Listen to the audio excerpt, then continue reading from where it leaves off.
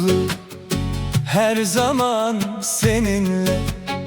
Seni görmek istiyorum Her gün, her saat, her an. sen benim gülüm, kalbimin güzeli. Seni seviyorum, Sen benim aşkımsın.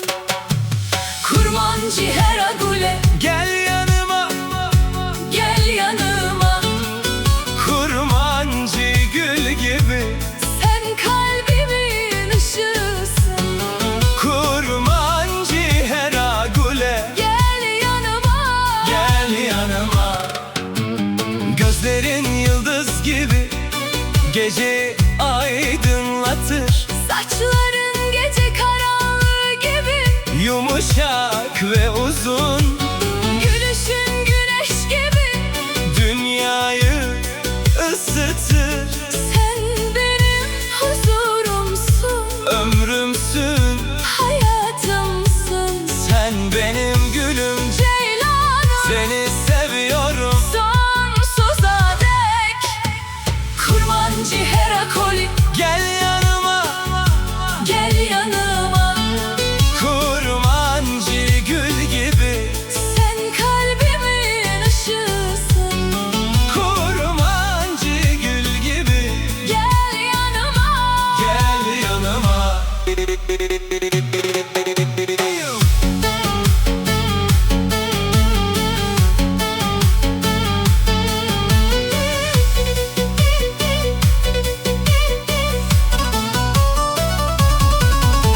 Rüyalarımda sensin her gün ve her gece. sensiz dünyam karanlık. Renksiz ve sevgisiz. Güldüğünde kalbim kuş gibi uçar. Elini tuttuğumda Hep seninle kalmak isterim. sen baharın gülüsün.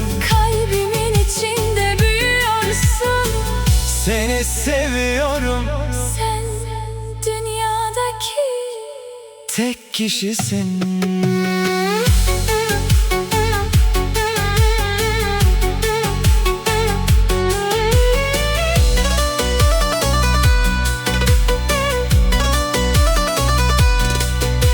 Gözlerin gökyüzünün yıldızları gibi.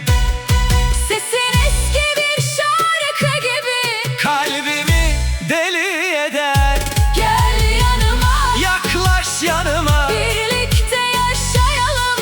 aşkımızda Olalım, her sabah uyanırım. adını Anarım, her akşam uyurken. rüyamda seni görürüm. Sen sadece, Gül değilsin, sen benim, cennetimsin. sensiz yapamam. Sen benim umudumsun. Seninle hep Kalmak istiyorum. seni Seviyorum ey, ömrüm, ey. ruhum. Kurmancı Heragule, Gel yanıma, gel yanıma. kurmancı gül gibi. Sen kalbimin ışığısın.